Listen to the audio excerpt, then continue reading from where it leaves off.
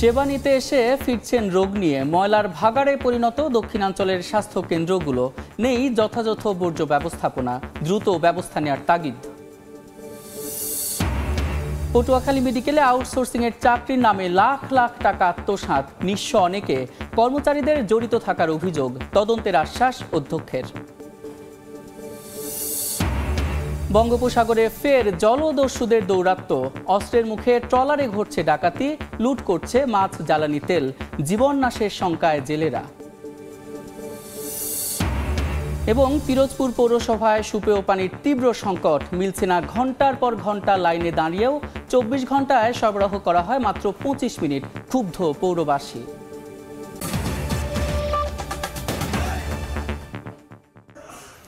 আমন্ত্রণ সময় সংবাদের নিয়মিত আয়োজন বিভাগীয় সময়। থাকছি সপ্তাহের 7 দিন ভিন্ন ভিন্ন বিভাগের সংবাদ নিয়ে। আজ থাকছে বরিশাল বিভাগ, সঙ্গে আছি আমি সাদিক হাসান ইমন। হাসপাতাল নয়, যেন ময়লার ভাগাড়ে পরিণত হয়েছে বরিশালের বিভাগের স্বাস্থ্যসেবা কেন্দ্রগুলো। 6 জেলার 42টি হাসপাতালের বেশিরভাগেরই নেই বর্জ্য ব্যবস্থাপনা। এতে পরিবেশ বিপর্যয়ের সঙ্গে সঙ্গে হাসপাতাল থেকেই প্রতিনিয়ত ছড়াচ্ছে রোগ। তবে এ বিষয়ে আরও সতর্ক হওয়ার কথা বলছেন স্বাস্থ্য কর্মকর্তারা। বিস্তারিত অপূর্বপুর রিপোর্টে।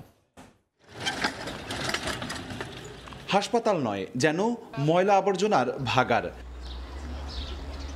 100 শয্যার ঝালকাঠি জেলা সদর হাসপাতালের এমন অবস্থা। জেলার প্রধান স্বাস্থ্যসেবা প্রতিষ্ঠানটিতে নেই কোনো ময়লা আবর্জনার ডাম্পিং স্টেশন। আবর্জনার স্তূপের মধ্যে চলছে জেলা সদর হাসপাতাল ও মা ও শিশু কল্যাণ কেন্দ্রের কার্যক্রম। ড্রেনেজ ব্যবস্থারও একই দশা।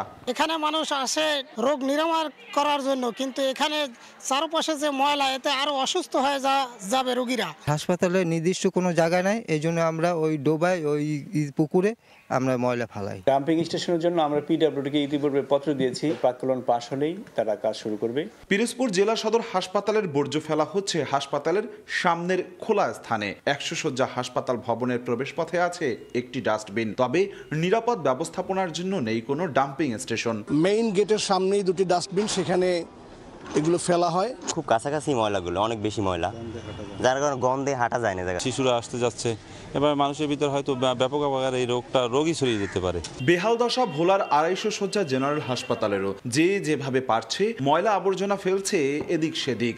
দুর্গন্ধ, পরিবেশ বিপর্যয়ের আখড়া যেন হাসপাতালগুলোই। প্রতিদিন ময়লা পরিষ্কার করি আইনা থুই, কিন্তু পৌরসভার এর পরেও ময়লা নেয় না। ডাস্টবিনের ভিতরে ময়লা ফালানোর কথা, কিন্তু ডাস্টবিনে ফালায় না, ফালায় সব সাইডে। বরিশাল বিভাগের সবচেয়ে বড় শের-ই বাংলা মেডিকেল কলেজ হাসপাতালের চিত্রও একই। গড়ে 3000 রোগী প্রতিদিন যে হাসপাতালে সেবা নেন, সেখানেও ডাম্পিং স্টেশন নামে মাত্র। পরিবেশ সম্মত বর্জ্য ব্যবস্থাপনা না থাকায় হাসপাতালই যেন হয়ে উঠেছে রোগ ছড়ানোর ক্ষেত্র। সুরক্ষা সামগ্রী ছাড়াই সিটি কর্পোরেশনের কর্মীরা এসব ক্লিনিক্যাল বর্জ্য শহরের কাউনিয়ায় স্তূপ করেন প্রতিদিন। মেডিকেল বর্জ্য অবশ্যই ক্ষতিকারক। এতে যোগ জীবাণু থাকে, বিষাক্ত পদার্থ থাকে, রাসায়নিক থাকে। হাসপাতালের বর্জ্য যদি এইভাবে ফেলানো হয়, পরিবেশের জন্য যেমন ঝুঁকি, যেমন সুস্থ মানুষের জন্য বিকট সমস্যা। স্বাস্থ্যসেবা কেন্দ্রগুলোই যখন স্বাস্থ্যের ক্ষতির কারণ হয়ে দাঁড়িয়েছে, তখন এর তদারকি সংস্থার কর্তারা বলছেন সতর্ক হবেন আরও। আমরা এই ব্যাপারটাকে গুরুত্বের সাথে নিয়েছি এবং যদি কোথাও এরকম অবস্থা থাকে, আমি খুব স্বল্প সময়ের মধ্যেই সেটা বর্জ্য ব্যবস্থা যাতে একটা সুন্দর ব্যবস্থাপনা থাকে সেটা আমি করব। বরিশাল শেরে বাংলা মেডিকেল কলেজ হাসপাতালের বাইরে বিভাগের 6 জেলায় 41টি স্বাস্থ্য কমপ্লেক্স রয়েছে। অপূর্ব অপু, সময় সংবাদ, বরিশাল। এ বিষয়ে বিস্তারিত জানাতে এই মুহূর্তে ভোলায় আছেন সহকর্মী নাসির উদ্দিন লিটন। এছাড়া বরিশালের শেরে বাংলা মেডিকেল কলেজ হাসপাতালে আছেন সহকর্মী অপূর্ব অপু। তার সঙ্গে যুক্ত হচ্ছেন হাসপাতালটির পরিচালক ব্রিগেডিয়ার জেনারেল AKM মশিউর মুনির। প্রথমে যাচ্ছি লিটনের কাছে। লিটন, ভোলার হাসপাতালগুলোতে আসলে বর্জ্য ব্যবস্থাপনায় চরম অব্যবস্থাপনা দেখা গেছে। আমরা ভোলার হাসপাতালগুলোর চিত্র যদি বলি, ভোলা সদরের যে 250 শয্যা জেনারেল হাসপাতাল রয়েছে, হাসপাতালগুলোতে প্রতিদিন 3 থেকে 400-র বেশি রুগী এখানে চিকিৎসা নিয়ে থাকে। যদি এই সমস্ত রুগীদের যে মেডিকেল বর্জ্য বা খাবার দাবারের উচ্ছিষ্ট যে অবস্থাগুলো হয়, সেগুলো আমরা দেখতে পাচ্ছি যে হাসপাতালের সামনেই একটি অস্থায়ী ডাস্টবিনের মতো করা আছে। হাসপাতালের ভেতর থেকে সেই রোগীদের ওয়ার্ড থেকে বর্জ্যগুলো এনে এখানেই ফেলে রাখা হয়। হাসপাতাল কর্তৃপক্ষ জানিয়েছে যে তাদের কর্মীরা এই বর্জ্যগুলো এখানে রাখা, এখান থেকে প্রতিদিন পৌরসভার যে ময়লা পরিষ্কারকারী দল রয়েছে তারা এখান থেকে এগুলো নিয়ে অন্যত্র ডাম্পিং করার কথা। কিন্তু বাস্তব চিত্র যেটি হচ্ছে সেটি পৌর কর্তৃপক্ষ সপ্তাহে একদিন কিংবা 2 দিনের বেশি এখানে আসলে এইভাবে ময়লাগুলো নিচ্ছে না। তো ফলে এই ময়লাগুলো এই রাস্তার উপরেই পড়ে আছে, যত্রতত্র ফেলে রাখা হচ্ছে। আমরা এখানে এসে আজকে যে তথ্যটি হাসপাতাল কর্তৃপক্ষের কাছ থেকে পেয়েছি যে প্রায় 1 সপ্তাহ পরে আজকে এই রাস্তা থেকে কিছু বর্জ্য পৌর কর্তৃপক্ষের যে ব্যবস্থাপনা আছে সেখান থেকে নেওয়া হচ্ছে। এছাড়া যদি বলি হাসপাতালের মধ্যের কম্পাউন্ডের মধ্যের যে চিত্র সেটি হচ্ছে এখানে যে টয়লেটের যে লাইনগুলো রয়েছে সেখানে অনেকগুলো ট্যাঙ্কির মুখ খোলা, ড্রেনগুলো যেগুলো রয়েছে ভেতরে ড্রেনগুলোর মধ্যেও ময়লা আবর্জনায় ভরা, কুকুর এবং অন্যান্য প্রাণী আসলে হাসপাতালের এই খোলা জায়গাগুলো তাদের দখলে রয়েছে। এখান থেকে ব্যাপক দুর্গন্ধ ছড়াচ্ছে, চারিদিকে দুর্গন্ধ ছড়াচ্ছে, এর মধ্য দিয়ে রোগী এবং স্বজনেরা যাতায়াত করছে। হাসপাতালের ভেতরের কথা যদি বলি এখানে আসলে হাসপাতালের যে পরিচ্ছন্ন কর্মীরা রয়েছে তারা প্রতিদিন আসলে 3টি শিফটে পরিচালনা করে। হাসপাতালের ভেতরের অবস্থাটিও আসলে যেভাবে পরিষ্কার পরিচ্ছন্ন করার কথা সেই চিত্রটি আমরা দেখতে পাইনি। আমরা দেখেছি যে ভেতরেও প্রচুর ময়লা আবর্জনার স্তূপ দেখতে পেয়েছি। তো এ বিষয়ে আরও খবর জানাতে বরিশালে রয়েছেন সহকর্মী অপূর্ব অপু। আমরা এখন চলে যাচ্ছি অপুর কাছে। আচ্ছা, বরিশাল বিভাগের 6 জেলায় 41টি স্বাস্থ্য কমপ্লেক্স রয়েছে। এর বাইরে বরিশাল শেরেবাংলা মেডিকেল কলেজ হাসপাতাল রয়েছে। আমরা গত 1 সপ্তাহে আমাদের সব জেলার সহকর্মীরাই প্রত্যেকটি হাসপাতাল স্বাস্থ্য কমপ্লেক্সে খোঁজ নেওয়ার চেষ্টা করেছে। সেখানে বর্জ্য ব্যবস্থাপনা নিয়ে অর্থাৎ ক্লিনিক্যাল বর্জ্য ব্যবস্থাপনা নিয়ে আমরা সচিত্র প্রতিবেদন তৈরি করার চেষ্টা করেছিলাম। কোনোটাতেই পাইনি যে সেখানে সঠিকভাবে ক্লিনিক্যাল বর্জ্য ব্যবস্থাপনা হয়। আমরা এই বিষয়ে বিস্তারিত কথা বলবো। এই বিভাগের সবথেকে বড় স্বাস্থ্যসেবা কেন্দ্র যেখান থেকে 3000 রোগী চিকিৎসা নেয় প্রতিদিন, বরিশাল শেরেবাংলা মেডিকেল কলেজ হাসপাতালের পরিচালক ডাক্তার AKM মুশিউল মনির, ব্রিগেডিয়ার জেনারেল। আপনার কাছে জানতে চাচ্ছি যে আপনার হাসপাতালে কিভাবে ক্লিনিক্যাল বর্জ্যগুলো ব্যবস্থাপনা হয়। আমরা প্রতিদিন দেখি এখানকার স্বাস্থ্যকর্মীরা নানানভাবে অভিযোগও শুনি আমরা, সঠিকভাবে ক্লিনিক্যাল বর্জ্য ব্যবস্থাপনা হয় না। হ্যাঁ, ধন্যবাদ অপু সাহেব। বেসিক্যালি হাসপাতাল থেকে যে ওয়েস্ট বর্জ্য তৈরি হয় এটা 2 ধরনের। একটা হচ্ছে মেডিকেল ওয়েস্ট, যেটা আপনার ইনফেকশাস এবং এই ধরনের জীবাণু থাকতে পারে, ভিতরে অনেক ধরনের শার্প আইটেম আছে, মেডিকেল অঙ্গ প্রত্যঙ্গ থাকে। আর একটা হচ্ছে হাউস হোল্ডার ওয়েস্ট, যেটা রুগীরা সবসময় খাবার দাবার অন্য কাপড়ে ব্যবহার করে। তো যেটা করা হয় যে উৎসস্থলে 2 ভাগে ভাগ করে ফেলতে হবে। প্রথমে মেডিকেল ওয়েস্টটা একটা ভিন্নে বসবে, আর ভাগ করা আছে বিভিন্ন কালার কোড আছে, WHO কালার কোড, যদিও এটা ম্যাক্সিমাম জায়গাতেই নাই। আর হাউস হোল্ডটা আলাদা। তো উৎসস্থল হলো ওখান থেকে ট্রান্সপোর্টকে আমি এক জায়গায় ফেলবো, ডাম্পিং করব। সেই ডাম্পিং আগে আমাদের এখানে একটা ছিল, এখন আমরা 3টা করেছি। তারপর ওখানে একটা জমা থাকবে, তারপরে ওখান থেকে ডিসপোজ অফ হবে। যেটা হাউস হোল্ড আইটেম যেগুলো ওয়েস্ট সেগুলো হচ্ছে সিটি কর্পোরেশন আমাদের কাছ থেকে নিয়ে যায়, প্রতিদিন ওরা নিয়ে যায়। আর যেগুলো মেডিকেল ওয়েস্ট সেটা আমরা আমাদের এখানে একটা ইনসিনারেটর আছে, সেখানে আমরা ব্যবহার করি। বাট অন্যান্য জায়গাতে যে ঢাকা সহ অন্যান্য ডিভিশনাল শহরগুলোতে অনেক ক্ষেত্রে আপনার প্রিজম বাংলাদেশ লিমিটেড একটা কোম্পানি আছে যেটা সরকার কর্তৃক মনোনীত। এরা এই মেডিকেল ওয়েস্টটাকে ওদের মধ্যে করে নিয়ে যেয়ে ওরা একটা ইনসিনারেটর করে এবং সমস্যা হয় না। বাট এইখানে যেহেতু প্রিজম কাজ করে না, এই জন্য আপনার ডিজি হেলথ থেকে আমাদের একটা দেওয়া আছে ইনসিনারেটর, এবং এটা যথেষ্ট সক্ষম এবং বড় একটা ইনসিনারেটর। সেখানে আমরা মেডিকেল ওয়েস্টটা ডিসপোজ অফ করতে পারি। বাট মূল সমস্যাটা হচ্ছে উৎসস্থলে যেখানে আপনার ওয়েস্টটা জেনারেট করতে, সেখানে যদি আমরা সেগ্রিগেশন ঠিক করতে না পারি তাহলে কিন্তু এটাই যে মিক্সিং হবে এবং ইনফেকশনের চান্স অনেক বেশি থাকবে। প্রশ্নটা তো সেখানেই, একটি হাসপাতালেও কি সেটা আলাদা করা হয়? এটা গভর্নমেন্টের সিস্টেম আছে, সিস্টেম তো আছে, কিন্তু সেটা আসলে কার্যকর আছে কিনা? কার্যকর আমি ম্যাক্সিমাম জায়গাতে পাই না, কারণ এখানে WHO কালার কোড আছে, 4টা কালার কোড। কোথায় শার্প কোথায় ধারালো রাখতে হবে, কোথায় অর্গান রাখতে হবে এবং কোথায় নর্মাল জিনিস রাখতে হবে, লাল, সবুজ, হলুদ এবং নীল, কালো। তো এগুলো আসলে ওইভাবে মেনটেন করা হয় না এবং ম্যাক্সিমাম জায়গাতে আমি পাইনি। তো একসাথেই রাখে, আমি একভাবেই আমরা প্রিজমকে দিয়ে দিই, আবার এখানে আমরা একবার ইনসেন্টার করে ফেলি। এই যে ম্যাক্সিমাম জায়গাতেই হয় না, এর ফলে কি এই হাসপাতালগুলোই কার্যত আমাদের রোগের আরেকটা ক্ষেত্র হয় না, রোগ ছড়ানোর আরেকটা ক্ষেত্র হয়ে দাঁড়িয়েছে না?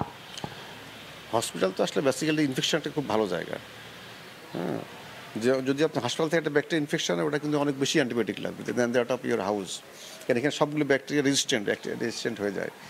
এটা ইনফেকশন তো ছড়ানোর একটা বড় একটা বিষয় আছেই, তার চেয়ে বড় বিষয়টা হচ্ছে যখন এই যে ক্যারি করে এলাকাটা দূষিত হয়ে যায় এবং ইভেন যেখানে থাকে সেখানে দুর্গন্ধ, এটা তো খুব পচনশীল জিনিস এগুলো। তো এখন আসলে উৎসস্থলে যদি আমরা খুব এটা একটু ডেভেলপ করতে পারতাম, এটা হবে আস্তে আস্তে। আপনার এই পয়েন্টে আমরা কিন্তু এটাও দেখেছি যারা পরিচ্ছন্নতা কর্মী তাদের কারোরই আমরা দেখিনি এমনটা যে সুরক্ষা সামগ্রী পরে, সুরক্ষা সামগ্রী ব্যবহার করে। আপনার কি কখনো নজরে পড়েছে কিংবা আপনার কি কখনো পরিকল্পনা আছে কি না যে এদেরকেও সুরক্ষার আওতায় আনা? আচ্ছা, এদেরকে আমরা সাপ্লাই করি, এদের প্রতি বছর আমরা কিনিও, গামবুট বলেন, হ্যান্ড গ্লাভস বলেন, মাস্ক বলি, বাট ওরা কাজ করে ওভার কনফিডেন্ট হয়ে গেছে, অনেক সময় ওরা পড়ে না, বাট ম্যাক্সিমাম ক্ষেত্রে ওরা গামবুটটা পরে দেখছি আমি, আর গ্লাভসটা পরে, যেগুলো মেডিকেল যখন ব্যবহার করে তখন পরে, অনেক ক্ষেত্রে আবার সার্জিক্যাল গ্লাভসও পরে দেখি। বাট যেভাবে করার কথা সায়েন্টিফিক ওয়েতে এই ট্রেনিংটা আমাদেরকে দেওয়া হয়নি কখনো, আর ওইভাবে যে করেও না, এটা আসলে পুরো প্রসেসের ব্যাপার। হ্যাঁ, বাট হবে আস্তে আস্তে। তাহলে আমরা বলতে পারি যে আপনার আলোচনা থেকে এবং সচেতন প্রতিবেদন থেকে অনুসন্ধানী প্রতিবেদন হয়েছে আমাদের এই সেক্টরটা আসলে সম্পূর্ণটাই অরক্ষিত, সুরক্ষিত নয়। কি করা উচিত এই জায়গাটাতে? আসলে অরক্ষিত বললে পুরোপুরি সঠিক হবে না। কেন হবে না? গভর্নমেন্ট এটার উপরে প্রচুর ট্রেনিং দিয়েছেন, ইকুইপমেন্ট কিনেছেন, বিনিয়োগ করছেন, কিন্তু বিনিয়োগ তো করেছে কিন্তু বাস্তবতায় কার্যকর তো নেই। হ্যাঁ, কার্যকর আসলে যে পরিমাণ হয় কি একসাথে যখন সাবান করতে যাবেন, এটা ভেরি ডিফিকাল্ট। এই জন্য আসলে যে ছোটো ছোটো আকারে করতে পারলে ফুল ফ্লেজের ট্রেনিং করে এদিকে অভ্যস্ত করতে হবে। আমি বললাম 1 মাস করলাম না, এটা পিরিয়ডিক্যাল ট্রেনিং অভ্যাসের অংশ করে ফেলতে হবে। এটা যদি করা যায় তাহলে আপনি আস্তে আস্তে পুরো বাংলাদেশ কভার করতে পারবেন। একসাথে সব বাংলাদেশ করতে গেলে এটা কখনোই সম্ভব না। ধন্যবাদ। একজন অভিজ্ঞ ডাক্তার, তিনি যেমনটি প্রস্তাবনা দিয়েছেন, ধাপে ধাপে যদি শুরু করা যায় এবং সেটি বরিশালের অঞ্চল থেকে যদি শুরু করা যায়, তা ভবিষ্যতে সবার জন্য স্বাস্থ্যের সুরক্ষা হবে, সবাই নিরাপদে থাকবে, পরিবেশের বিপর্যয় হবে না। আপাতত আমার কাছে এতটুকুই খবর ছিল। বরিশাল বিভাগের স্বাস্থ্যসেবা কেন্দ্রগুলোর খবরাখবর জানাতে সরাসরি যুক্ত ছিলাম বরিশালে, তার আগে ছিলাম ভোলায়। এদিকে ঝালকাঠিতে সরকারি হাসপাতালে হয় না বেশিরভাগ স্বাস্থ্য পরীক্ষা। বেসরকারি হাসপাতাল এবং ক্লিনিকের কাছে অনেকটাই জিম্মি সেবা প্রত্যাশীরা, তবে সেখানেও সঠিক সেবা মিলছে না বলে অভিযোগ রোগীদের। হাসপাতালগুলো তদারকি করে সেবার মান বাড়ানোর আশ্বাস সিভিল সার্জনের। পলাশায়ের পাঠানো তথ্য এবং শামীম হোসেনের ছবি নিয়ে রিপোর্ট। এক্স-রে, আলট্রাসোনোগ্রাম, ইসিজি সহ বেশিরভাগ দামি যন্ত্রপাতির যান্ত্রিক ত্রুটির অজুহাতে ঝালকাঠির সরকারি হাসপাতালগুলোতে হয় না পরীক্ষা। প্যাথোলজিতেও একই দশা। ডাক্তারের প্রাইভেট চেম্বার এবং ক্লিনিক ও ডায়াগনস্টিক সেন্টারগুলোতেই চিকিৎসা সেবা নিতে হয় রোগীদের। জেলায় 35টি ডায়াগনস্টিক সেন্টার ও 17টি ক্লিনিক রয়েছে, তবে আশানুরূপ স্বাস্থ্য সেবা থেকে বঞ্চিত রোগীরা। এর সঙ্গে আমাদের হাসপাতালের অনেক স্টাফ জড়িত, যারা এগুলির সঙ্গে মালিকানায় জড়িত। ফলে হাসপাতালে আমরা যখন রোগী নিয়ে আসি, এই রোগী হাসপাতালে চিকিৎসার পরিবর্তে ডায়াগনস্টিক সেন্টারে পাঠানোর জন্য এরা খুব উৎসাহিত হয়। পয়সার অভাবে করতে পারিনি, এসিজি এক্সরে দিয়েছে, খালি এক্সরে করছি, আর হ্যাঁ বাইরে দিয়েছে করতে। এই জায়গায় যে ট্রিটমেন্ট চলে সেইটা করতে পারে না দালালের কারণে। সিভিল সার্জন বলছেন ক্লিনিকগুলোতে নিয়মিত তদারকি করা হচ্ছে না। ঝালকাঠিতে লাইসেন্স ছাড়া কোনো প্রতিষ্ঠান নেই। আর দ্বিতীয় যেটা হয়েছে যে ঝালকাঠিতে ওই ধরনের আমরা কোনো বড় ধরনের কোনো অভিযোগও পাইনি যে কারো ভুয়া রিপোর্ট দিচ্ছে বা ব্যবসায়িক ক্ষতি হচ্ছে, ভুয়া ব্যবসা করতেছে, এই ধরনের কোনো অভিযোগ পাইনি। পেলে আমরা সেই ধরনের ব্যবস্থা নেব। ঝালকাঠি জেলায় প্রায় 8 লাখ মানুষের বসবাস রয়েছে। সময় সংবাদ, ঝালকাঠি। বিভাগীয় সময় আরও থাকছে। জরাজীর্ণ ভবনের ছাদ থেকে খসে পড়ছে পলেস্তরা। পটুয়াখালীর পাঙ্গাসিয়া বালিকা মাধ্যমিক বিদ্যালয়ে ঝুঁকি নিয়ে পাঠদান। শিগগিরই নতুন অবকাঠামো নির্মাণের আশ্বাস। পটুয়াখালী মেডিকেল কলেজে আউটসোর্সিংয়ের চাকরির নাম করে লাখ লাখ টাকা হাতিয়ে নেওয়ার অভিযোগ উঠেছে একটি চক্রের বিরুদ্ধে। সর্বস্ব হারিয়েছেন অনেকে। সিন্ডিকেটে কলেজের কর্মচারী জড়িত থাকার অভিযোগ তদন্ত করে ব্যবস্থা নেওয়ার আশ্বাস দিয়েছেন অধ্যক্ষ। অসহায় আমেনা বেগমের চোখের পানি ঝরছে প্রতিনিয়ত। প্রতিবন্ধী স্বামী ও 4 সন্তানের মুখে 3 বেলা খাবার তুলে দিতে পারছেন না। পটুয়াখালী মেডিকেল কলেজে আউটসোর্সিংয়ে 9 বছর ধরে বাবুর্চির কাজ করে সংসার চালাতেন তিনি। তবে মেডিকেল কলেজের হিসাব রক্ষণ কর্মকর্তা সাইদুর রহমান ও ঠিকাদার আব্দুল কুদ্দুসের দাবি করা ঘুষের 2.5 লাখ টাকা দিতে না পারায় চাকরি হারান তিনি। শুধু আমেনা বেগম নয়, এমন ঘটনা অনেকের সঙ্গে ঘটেছে বলে দাবি ভুক্তভোগীদের। ঠিকাদার কুদ্দুস ঢুকছে, ঢুকিয়া যারা যারা টাকা 2 লাখ করে দিয়েছে, 2.5 লাখ করে দিয়েছে, আগে রাখছে। আর আমার কইতেছে তুমি 2.5 লাখ টাকা দেবা, তাহলে তুমি থাকতে পারবা। এদিকে ঘটনা অনুসন্ধানে নামলে বেরিয়ে আসে সাইদুর রহমানের অনিয়ম ও দুর্নীতির আরও তথ্য। অনুসন্ধানে দেখা যায় তিনি যে পদে চাকরি করছেন সেই পদে তার নিয়োগই অবৈধ। স্বাস্থ্য বিভাগের নন মেডিকেল কর্মচারী নিয়োগ বিধিমালাকে বৃদ্ধাঙ্গুলি দেখিয়ে বিগত আওয়ামী লীগের আমলে প্রভাব খাটিয়ে 16 গ্রেডের স্বাস্থ্য সহকারী পদ থেকে হয়ে যান 10ম গ্রেডের হিসাব রক্ষণ কর্মকর্তা। কেশিয়ার পদ শূন্য থাকায় উপজেলা স্বাস্থ্য কর্মকর্তা মহোদয় আমাদেরকে মাঠ থেকে এনে কাজ করাতো, এই ভিত্তিতে আমরা অফিসে কেশিয়ার পদে কাজ করি। আর অভিযোগ তদন্ত করে ব্যবস্থা নেওয়ার কথা জানিয়েছেন মেডিকেল কলেজের অধ্যক্ষ। যদি কেউ অভিযোগ করে আমার স্বাস্থ্য অধিদপ্তরে, তখন হয়তো ওখান থেকে তদন্ত হবে এবং তদন্ত হলে এটার সমাধান হতে পারে। এই ঘটনায় গত 5 জানুয়ারি পটুয়াখালী সিনিয়র জুডিশিয়াল ম্যাজিস্ট্রেট আদালতে অভিযুক্তদের বিরুদ্ধে মামলা করেন ভুক্তভোগীরা। শিকদার জাবির হোসেন, সময় সংবাদ, পটুয়াখালী। বঙ্গোপসাগরে ফের বেড়েছে জলদস্যুদের দৌরাত্ম্য। একের পর এক ঘটছে ট্রলার ডাকাতির ঘটনা। অস্ত্রের মুখে জিম্মি করে লুট করে নেওয়া হচ্ছে মাছ ও জ্বালানি তেল। জীবিকার তাগিদে প্রতিনিয়ত জীবননাশের শঙ্কা নিয়েও মাছ শিকারে যাচ্ছেন জেলেরা। দস্যু গ্রেফতারে গোয়েন্দা নজরদারি বাড়ানো হয়েছে বলে জানিয়েছে পুলিশ। বিস্তারিত শিকদার জাবির হোসেনের রিপোর্টে, ক্যামেরায় ছিলেন তৌকিব পেদা। গত 6 ফেব্রুয়ারি রাতে বঙ্গোপসাগর থেকে মাছ শিকার শেষে তীরে ফিরছিল এফবি মা নামের একটি ফিশিং বোট। পায়রা বন্দর সংলগ্ন সমুদ্র মোহনায় এসে পৌঁছালে একদল জলদস্যু তাদের ট্রলারে ছররা গুলি চালায়। এতে ট্রলারে থাকা জেলে জালাল শরীফ, শাহ আলম ও মিজানুর রহমান গুলিবিদ্ধ হন। এ সময় বাকি জেলেদের অস্ত্রের মুখে জিম্মি করে ট্রলারে থাকা ইলিশ ও জ্বালানি তেল সহ 5 লাখ টাকার মালামাল লুট করে নিয়ে যায়। একইভাবে সম্প্রতি সমুদ্রে ট্রলারে হামলা ও অস্ত্রের মুখে জেলেদের জিম্মি করে মাছ লুটের বেশ কয়েকটি ঘটনা ঘটেছে। বঙ্গোপসাগরে নতুন করে জলদস্যুদের উৎপাত বাড়ায় আতঙ্কে জেলেরা। তবুও পেটের দায়ে জীবননাশের শঙ্কা নিয়ে সমুদ্রে মাছ শিকারে যাচ্ছেন তারা। ডাকাইতে ফিরে আমার মাথার সমস্যা এখনো, এই মাছ নিয়ে গেছে, মোবাইল টোবাইল, লুঙ্গি, গড়ি সব নিয়ে গেছে। ফিশিংয়ের বেশে সদ্য বেশা ইয়ে মনে হয় বোট ধরে ফেলায়। আমি নিরাপত্তা চাই, ঢাকা সাগর থেকে উঠে যাক, এটাই চাই। অফিসারকে নির্দেশ দিয়েছি তাদের সাথে যোগাযোগ স্থাপন করার জন্য এবং সমুদ্র নিরাপত্তার জন্য তারা যেন একত্রিতভাবে সবাই সম্মিলিতভাবে এইসব দুষ্কৃতিকারীদের মোকাবেলা করে। সমুদ্র উপকূলের নিকটবর্তী এলাকায় জলদস্যুর হামলা চালালেও প্রশাসনের তেমন তৎপরতা লক্ষ্য করা যাচ্ছে না। তবে পুলিশ বলছে জলদস্যু গ্রেপ্তারে গোয়েন্দা নজরদারি বাড়ানো হয়েছে। নৌ পুলিশ, কোস্ট গার্ড, র্যাব এবং অন্যান্য আইন শৃঙ্খলা বাহিনীর সাথে সমন্বিতভাবে কাজ করার জন্য আমরা তৎপর রয়েছি। একসময় সুন্দরবন সহ উপকূলীয় এলাকা ছিল জলদস্যুদের কবলে। আইন শৃঙ্খলা রক্ষাকারী বাহিনীর কঠোর অভিযানের ফলে গত কয়েক বছর ধরে সমুদ্র অনেকটা নিরাপদ থাকলেও সম্প্রতি আবারও বেড়েছে তাদের উৎপাত। সমুদ্র উপকূলবর্তী জেলা পটুয়াখালীর অধিকাংশ মানুষই মৎস্য পেশার উপর নির্ভরশীল। এ জেলায় 86,000 নিবন্ধিত জেলে রয়েছে। এর বাইরেও অন্তত 1.5 লাখ মানুষ মাছ শিকার করে জীবিকা নির্বাহ করেন। শিকদার জাবির হোসেন, সময় সংবাদ, পটুয়াখালী। তীব্র পানি সংকটে পিরোজপুর পৌরসভার বাসিন্দারা। প্রতি ঘন্টায় 10 লাখ লিটার পানির চাহিদা থাকলেও মিলছে মাত্র 2.5 থেকে 3 লাখ। তাও নির্দিষ্ট একটি সময়ে 20 থেকে 25 মিনিট মেলে পানি। জিয়াউল হকের তথ্য এবং ছবি নিয়ে রিপোর্ট। প্রতি ঘন্টায় পানির চাহিদা 10 লাখ লিটার, কিন্তু যোগান দেয়া হচ্ছে মাত্র 2.5 থেকে 3 লাখ। এমন সংকটের কারণে ঘোষণা দেয়া হয় প্রতিদিন পৌরসভায় পানি দেয়া হবে 1 ঘন্টা, কিন্তু সেটি কথার মধ্যে সীমাবদ্ধ। 20 থেকে 25 মিনিট পরই বন্ধ হয়ে যায় সাপ্লাইয়ের পানি। এতে কেউ পাইতো, কেউ পায় না।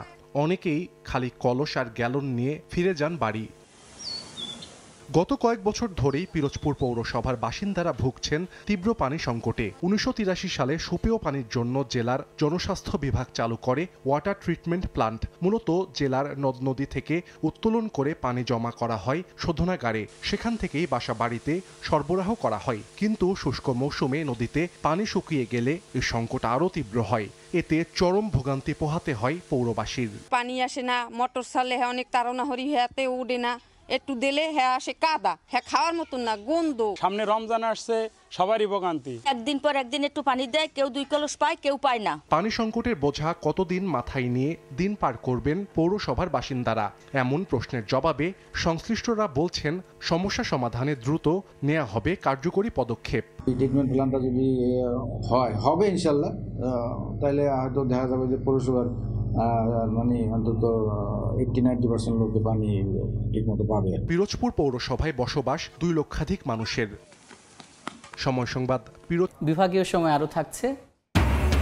অবহেলায় ভোলার চর কুকরি মুকরি, অনুন্নত যাতায়াত ব্যবস্থায় ভোগান্তি, বিধ্বস্ত তারুয়া সৈকতের জেটি, চলতি মৌসুমেও পর্যটক খরায় হতাশা। বরিশালে অনুষ্ঠিত হলো বিআইডব্লিউটি এর বার্ষিক মহড়া। দুপুরে কীর্তনখোলা নদীতে প্রতিষ্ঠানটির উদ্ধারকারী জাহাজ নির্ভীকে এর আয়োজন করা হয়। নৌযান দুর্ঘটনায় উদ্ধারকারী 25টি দপ্তরের প্রতিনিধিরা অংশ নিয়ে দেশের নৌপথ সুরক্ষায় নানা মতামত তুলে ধরেন।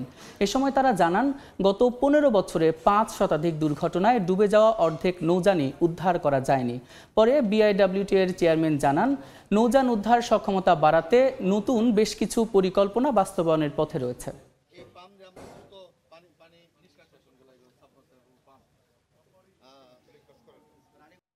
ভবনের ছাদ থেকে খসে পড়ছে পলেস্তারা, বের হয়ে গেছে রড, নেই দরজা, জানালা ও সীমানা প্রাচীর। এমন দশা পটুয়াখালীর দুমকি উপজেলার পাঙ্গাশিয়া মাধ্যমিক বিদ্যালয়ের। দীর্ঘদিন সংস্কার না হয় ঝুঁকি জেনেও বিদ্যালয়ে আসছেন শিক্ষার্থী শিক্ষকরা। তবে দ্রুত ভবন নির্মাণের কথা জানিয়েছেন শিক্ষা প্রকৌশলী বিভাগ। সুজন দামের ছবি ও মোহাম্মদ মনির হোসেন বাদলের তথ্য নিয়ে রিপোর্ট। ভবনের ছাদ থেকে খসে পড়ে পলেস্তরা, বের হয়ে গেছে রড, নেই দরজা, জানালা ও সীমানা প্রাচীর। এ চিত্র পটুয়াখালীর ধোপারহাট এলাকার পাঙ্গাশিয়া বালিকা মাধ্যমিক বিদ্যালয়ের।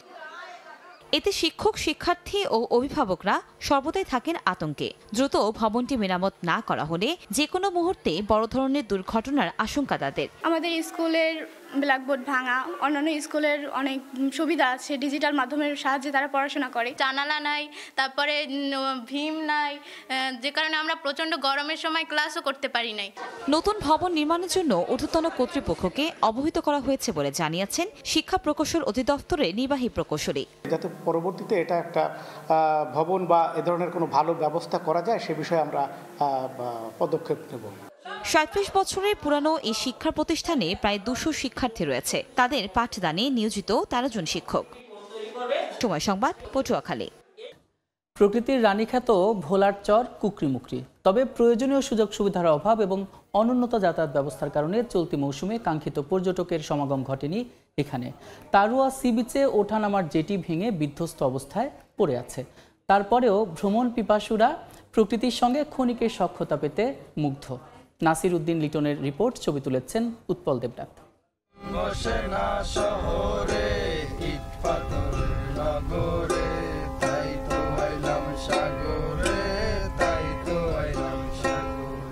ইট পাথরের নগর ছেড়ে সাগরের মাতাল হাওয়ায় গা জুড়াতে দল বেঁধে ভোলার কুকরিমুকরিতে প্রকৃতি প্রেমীদের আনাগোনা। সাপ্তাহিক বন্ধ ও ছুটির দিনে পর্যটকের সংখ্যা বেশি থাকে। কুকরিমুকরির নির্জন সবুজ বন, নির্মল বাতাস আর সাগর তীরের নীল আকাশে অতিথি পাখির খুনসুটির মতো নয়নাবিরাম দৃশ্যে মুগ্ধ ভ্রমণ পিপাসুরা। কুকরিমুকরি ঘুরতে আসা পর্যটকদের কাছে আকর্ষণীয় স্থান নারিকেল বাগান। এখানে দাঁড়িয়ে সামনে তাকালেই মনে হয় সাগরের শুভ্র সাদা মেঘ আর দিগন্ত বিস্তৃত আকাশ আলিঙ্গন করছে। আর্টিফিশিয়াল ব্যাপারটা আসলে যেমন শহরের রিসোর্টে আমরা যখন যাই প্রাকৃতিক যে ব্যাপারটা উপভোগ করতে, কিন্তু ওই জিনিসটা আসলে পুরোপুরি প্রকৃতির যে স্পর্শটা আমাদেরকে দিতে পারে না। তবে আগের মতো এবার আর এখানে নেই পর্যটকদের বিশ্রামের রেস্টিং বেঞ্চ, ছাতা, খাবার সুবিধা সহ প্রয়োজনীয় অনেক কিছুই। তারুয়া বিচে নৌযান ভেড়ানো ও পর্যটকদের উঠানামার জন্য নির্মাণ করা একমাত্র জেটিটি ভেঙে পড়ে আছে। এমনকি যাতায়াতের জন্য নেই উন্নত কোনো বাহনও। একটা টয়লেট আছে সারা বিচে আর একটা টিউবওয়েল আছে। যদি আরেকটু ইমপ্রুভ করা যায় তাহলে আগামী দিনগুলোতে হয়তো পর্যটন শিল্পটা আমরা আরো আগে নিতে পারবো, আরো সহজে আসতে পারতাম, যে যোগাযোগ ব্যবস্থাটা আরো ভালো হতো। তবে পর্যটকদের জন্য আরো সুযোগ বাড়ানোর কথা জানিয়েছে বন বিভাগ। আমরা উপকূলীয় বন বিভাগ ভোলার পক্ষ থেকে আরো সুযোগ সুবিধা বাড়ানোর জন্য চেষ্টা করছি। গত বছরের জানুয়ারিতে চর কুকরিমুকরির সৌন্দর্য দেখতে লক্ষাধিক পর্যটক আসলেও এবার তা অর্ধেকে নেমে এসেছে বলছেন সংশ্লিষ্টরা। নাসির উদ্দিন লিটন, সময় সংবাদ, ভোলা। এবার জেনে নেব বরিশাল বিভাগের গত সপ্তাহের আলোচিত ঘটনা। বিগত সরকারের আমলে দেয়া ৯০,০০০ টিসিবি কার্ড বাতিল করে বরিশাল শহরে নতুন করে বিতরণ করা হয় ৩১,৫৭৪টি টিসিবি কার্ড। এতে স্বল্প মূল্যে পণ্য কেনার সুযোগ হারিয়েছে দাবি করে ২ ফেব্রুয়ারি কাউনিয়া এলাকায় মানববন্ধন ও বিক্ষোভ করেন টিসিবি কার্ড বঞ্চিতরা। ঊর্ধ্বগতির বাজারে হিমশিম খেতে হচ্ছে উল্লেখ করে টিসিবি কার্ডের সংখ্যা বাড়ানোর আহ্বান জানান তারা। ভোলার দৌলতখানে ৮ ফেব্রুয়ারি কবর থেকে চুরি হয় ৮টি কঙ্কাল। উপজেলার উত্তর জয়নগর ইউনিয়নের মীরবাড়ির পারিবারিক কবরস্থান থেকে এ ঘটনা ঘটে। এতে এলাকাবাসীর মধ্যে দেখা দেয় আতঙ্ক ও শঙ্কা। খবর পেয়ে ঘটনাস্থল পরিদর্শন করে জড়িতদের গ্রেফতারের আশ্বাস দিয়েছে পুলিশ। বিভাগীয় সময়ের শীর্ষ সংবাদগুলো জানিয়ে দিচ্ছি আরেকবার। সেবা নিতে এসে ফিরছেন রোগ নিয়ে ময়লার ভাগাড়ে পরিণত হয়েছে দক্ষিণাঞ্চলের স্বাস্থ্যসেবা কেন্দ্রগুলো। নেই যথাযথ বর্জ্য ব্যবস্থাপনা, এক্ষুনি সতর্ক হওয়ার তাগিদ। পটুয়াখালী মেডিকেলে আউটসোর্সিংয়ের চাকরি দেওয়ার নামে লাখ লাখ টাকা আত্মসাৎ, নিঃস্ব অনেকে কর্মচারীদের জড়িত থাকার অভিযোগ, তদন্তের আশ্বাস অধ্যক্ষের। এবং বঙ্গোপসাগরে ফের জলদস্যুদের দৌরাত্ম্য, অস্ত্রের মুখে ঘটছে ট্রলার ডাকাতির ঘটনা, লুট করছে মাছ ও জ্বালানি তেল, জীবন নাশের শঙ্কায় জেলেরা। এই ছিল বিভাগীয় সময়ে। আগামীকাল থাকবো রংপুর বিভাগের আয়োজন নিয়ে, সঙ্গে থাকুন সময়ের।